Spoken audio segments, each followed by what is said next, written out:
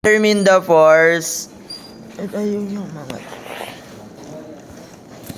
Parang grounded. Determine the force in member DC. So, nasan ba yung mga member DC? Ito.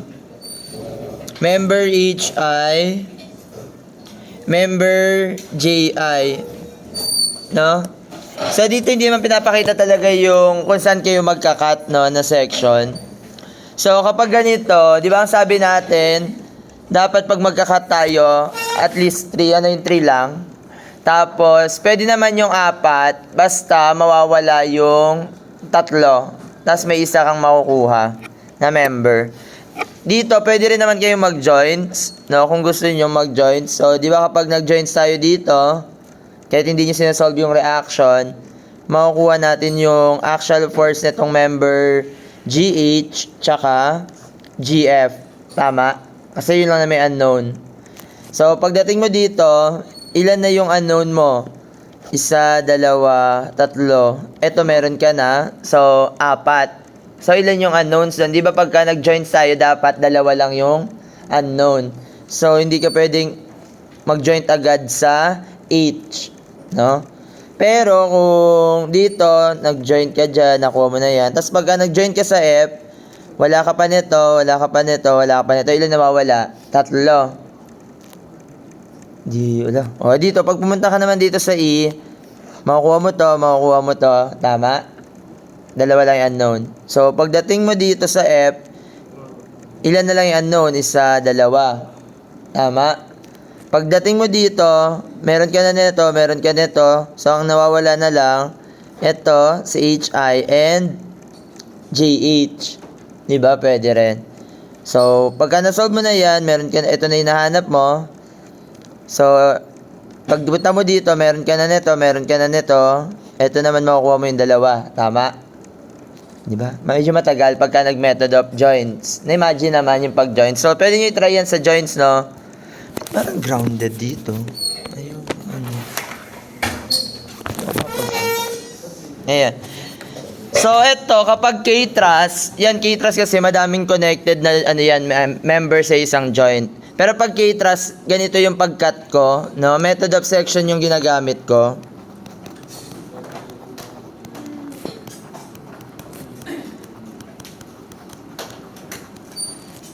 So, yung pag-cut ng section, dapat isang line lang din Pero pwede rin naman mag-curve. Ganito, ayan, naka-drawing naman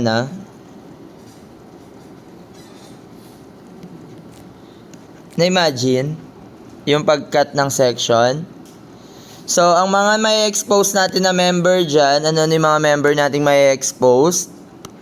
So, si HI, di ba lagi natin i-assume yan na tension away dun sa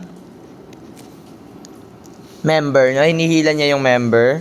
Then dito, ito naman yung section na yan. This is JH, HJ. And then ito, anong member to? DJ. Then ito, this is DC, CD. So, 4 yung na-expose natin na forces, no? Na-imagine yung forces. Tatandaan nyo itong nasa ilalim ay imaginary na, no? Ayan. Kasi ang kinonsider na natin is yung top part, no? Yung top section. So, ano-ano yung mga makukuha natin dyan? So, pwede tayong mag-moment saan? Sa point D. So, summation ng moment at D is equal to 0. So, bakit ako sa D nag-moment, sir? Kasi kapag nag-moment tayo sa D, yung CD is hindi na magpo-produce ng moment. So, 0 si CD. Si DE, DJ, wala na din. Si EJH, wala na din. So, mayroon na lang, magpo-produce ng moment is si HI. So, assuming clockwise, positive. So, summation ng moment at D. So, yung 1,6 magpo-produce ng clockwise direction. So, we have 1,600. Ang moment arm niya ay 9. Minus si 1,2 na magpo-produce ng negative rotation. So, 1, 2. Ang moment arm niya from point D ay C12 plus 9, 21. Minus si HI, magpo-produce din ng clockwise moment. Ano yung moment arm ni HI? 12. Equals to 0. So, magkano si HI? Negative? Positive. Negative. Ay, lumipad. Negative 900 pounds. Next. So, ibig sabihin, again, compression yan, no? Kapag negative. Kasi in-assume nyo na tension yung member natin. Ngayon, pwede ka na lang mag-summation ng forces vertical. Summation ng forces vertical is equal to 0. Kung sure ka naman dito sa HI, no? No? Kung sure ka na dyan. Kasi gagamitin na natin yan, eh. So, summation ng forces vertical, we have upward positive. Parang wala namang upward. So, we have negative 1, 2. Actually, pwede nyo siyang gawing downward negative, no? Para puro positive na lang isusulat nyo. Pero, syempre, sanay tayo na upward positive. Minus HI, minus CD, minus 1,600 is equal to 0. So, substitute lang natin si HI. Ang value ni HI is negative 900. Minus CD, minus 1,600 equals to 0. So, magkano si CD? Negative 1,900 pounds. Nagets? Yung pagkuha. Sir, paano ako naisip ko, pwede man ako ito yung sinasabi ko, kung sure ka na dito, pang-check mo na lang si vertical. Kasi, pwede kang mag-moment sa H. Summation ng moment at H is equal to 0, taking clockwise positive. So, mga magpo-produce ng clockwise, nandiyan dyan si 1,600. Ang moment arm niya ay 21. Minus 1, 2. Ang moment arm 9. Minus, plus, CD, ang moment arm ay 12 rather. Equals to, magkano si CD?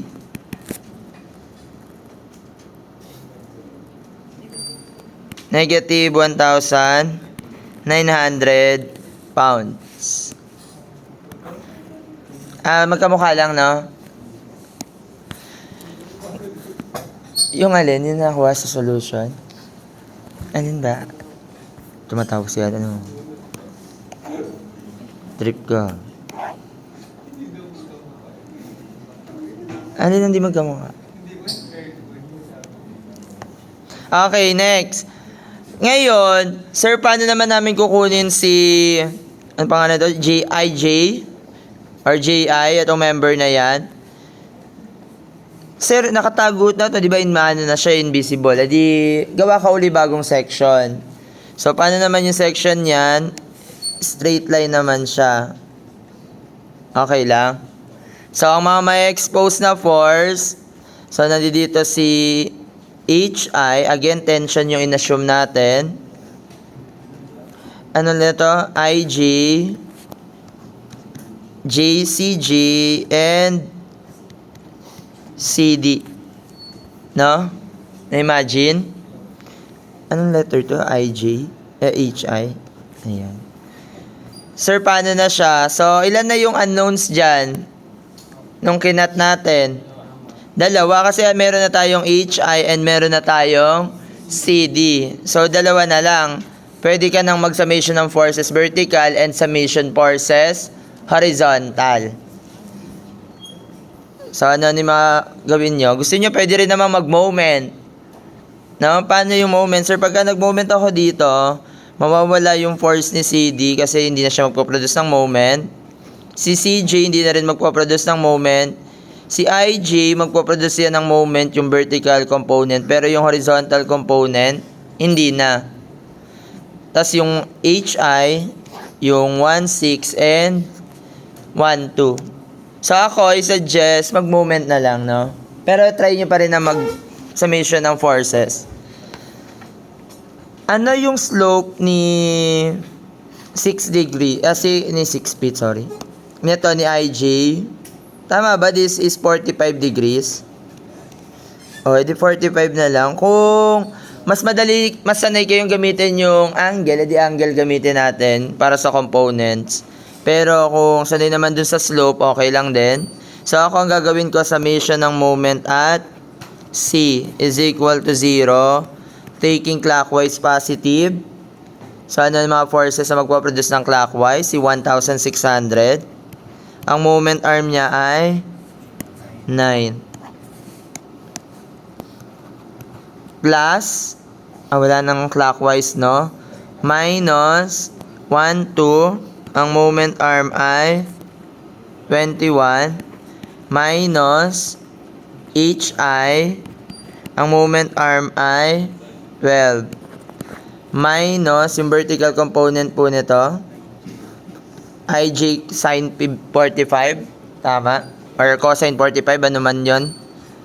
So, minus IG cosine of 45 multiplied by the moment arm na 12. Ito, vertical component nito, tama? Ito, yung horizontal component niyan is hindi na siya magpo-produce ng moment.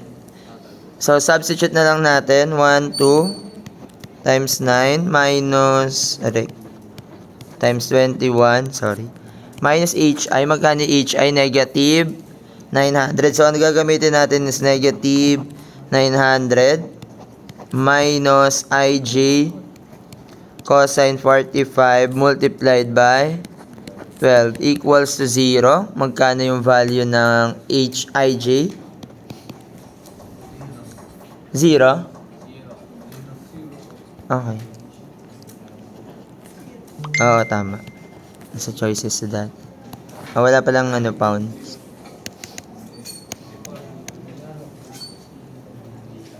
So, ang tawag dyan? Ang tawag sa kanya ay zero force member. So, ano yan? Parang ako lang yan, joke. Hindi, ano lang. Walang bilang. No? Nandoon lang siya, display. Depende kasi yan sa loads niya, no? Na structures. So, minsan nakahiga yan, nakatayo. So, ganun lang. Again, pwede pa rin si joints. So, pag tinry nyo nga si joints, again, papaikutin nyo lahat, papagapangin nyo sa lahat ng joints, no? Pero kung masanay, actually, kaya naman talaga ng joints lang yan. Problema, syempre, yung time nyo ng exam. Mamaya, isang problem pa lang kayo, napaikot. Mamaya, yung trust nyo, ganito pala, no? Asan ba yun?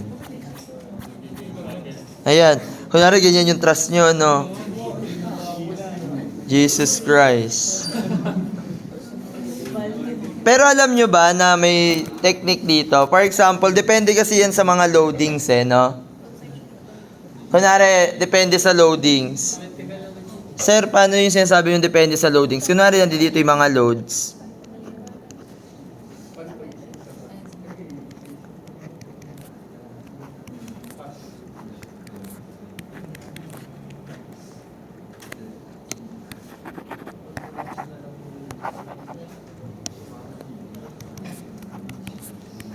Sir, ang dami naman loads niyan. Only loads kasi. May kasi yan. Ito yung sinasabi ko sa inyo, depende yan sa loads. No? Kahit napakadaming members niyan. Sir, madali. May paano naging madali yan? Ganito, tingnan nyo. For example, hinahanap nyo yung mga members sa dito. Itong member na yan. Ito, ano? So, kung titignan mo, sir, ang daming zero force member by engineering judgment, no? Bakit? For example, mag-joint ako dito sa part na to. Meron ba akong vertical force dito. Dito sa joint na to, may external force tayo.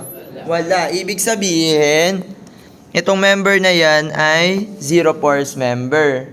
Zero yan. O, tapos ito, zero din. Ito, zero din, no? Zero, zero, zero, zero, zero, zero, zero. Tama? Sir, pagka nag-joint ako dito, at nirotate ko yung axis dito, tsaka dito, ayan, kunwari itong axis na yan, nirotate ko, tama? Kapag nag-forces horizontal ako along dito sa nirotate kong axis, ito, equal yan. Tapos ito, zero. O, ibig sabihin, itong member na to, 0, 0, 0, 0, 0, ay, hindi yan. Mali ako. Ito, 0, ayan, 0, ayan. Ayan. Sir, ano na nangyari? So, ibig sabihin, ayan, mga design lang, no? Para kinabit lang, para mapaganda, no? Pero minsan kasi, nagkakabit sila doon ng mga zero force member kasi may mga nilalagay sila dyan for, siguro sa mga architectural kineso, sa mga, ano tawag dito? Mga plumbing, electrical, may mga nilalagay sila dyan, no? So, kung makikita nyo, ang daming zero force member, no? Depende sa loadings, no? Tapos, ito, makikita nyo, parang straight line lang siya, di ba? So, ibig sabihin, para na siyang kamukha ng discussion natin na, ayan, kamukha na siya nito. Parang ganito na yung tsura niya, no? Di ba? So, minsan, may mga nakakatakot na trust. Sa umpisa, makikita nyo na, ang daming member, ang hirap. Tapos pagka in-analyze nyo na siya, nag-join kayo, ang haba-haba mo mag-join, lahat ng joint tinry mo, tapos nagulat ka, puro zero na yung nakakuha mo. Pati yung quiz, zero, exam. Ay. Pero yun nga, kapag K-trust naman, no, tatandaan nyo, kapag K-trust, lagi yung magkakat ng pagganon. Madalas, no? Hindi ka agad mag-i-straight. Mapapansin nyo naman yung K-trust. May makikita kang letter K, no?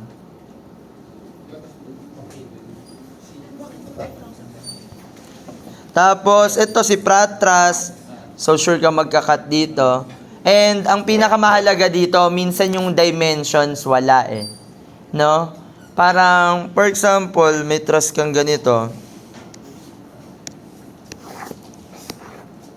Ay, bait kulay white yung ink. Ayan, kunyari, ganito yung truss mo.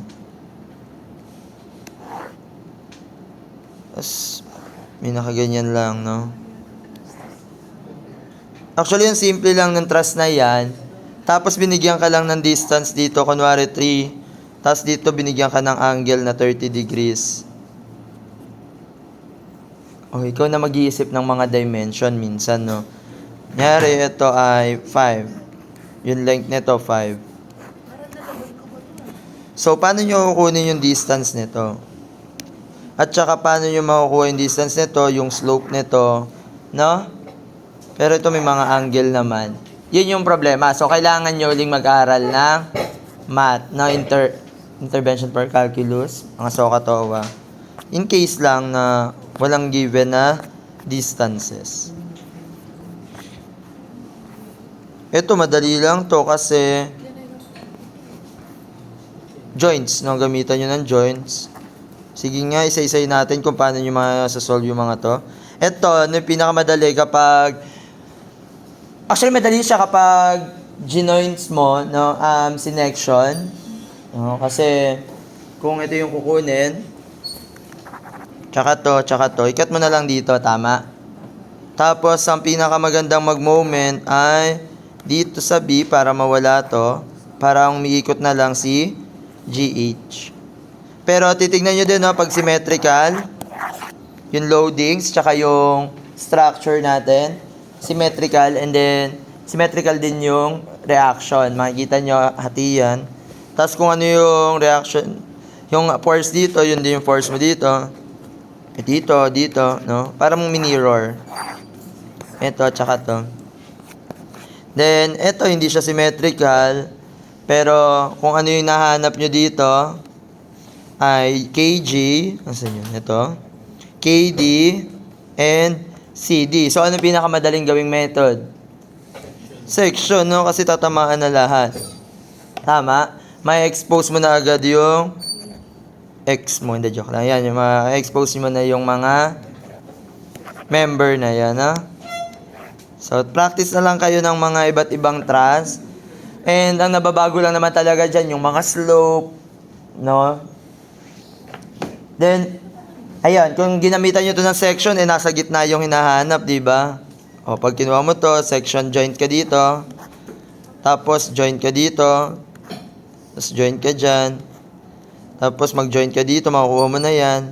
Tapos, mag-joint ka dito, makukuha mo na to. Tama? Ilang steps yon? 1, 2, 3, 4, 5. So, 5 step. Pero pagka nag-cut ka dito, isang moment mo lang dito, makukuha mo to. Isang moment mo dito, makukuha mo to. Then, forces vertical, makukuha mo naman na yan. So, again, konting practice talaga dito. Then, kapag redundant force member naman, may isang compression, may isang tension. Naalala? Yung compression doon, magsi-zero. Then, yung tension doon, yun yung may value. So, next natin topic is, eto na, method of frames. So, pin-connected frames. So, ibig sabihin, yung mga connection nila ay pin. So, pagka pin, again, wala siya moment doon sa point na yon. So, dito, ang gagamitin nyo ay yung tatlong equations of equilibrium. Summation ng forces horizontal equals to 0. Summation ng forces vertical is equal to 0. And summation ng moment at any point is equal to 0. So, dito papasok na yung pre-body diagram natin ginawa, yung pagka-in-isolate natin yung bawat member, no? So, ayan. For example, ito. This is, ang tawag sa kanya is 2-point axial. So, yung resultant dito sa force na yan, kapag link lang siya, no? Tapos, 2 point lang yung may force. So, this is the resultant, no? Actually lang siya. Iisa lang yung force. Ayan. Pero pagka 3-point non-axial member, iba-iba na yan. For example, sa isang member, 3 na yung joint. So, yung mga resultant niyan ay meron na siyang vertical and horizontal. No? So, kapag pin, again, pin connection, that is, meron na siyang vertical and horizontal components.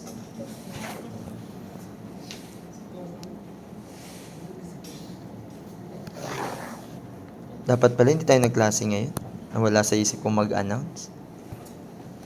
May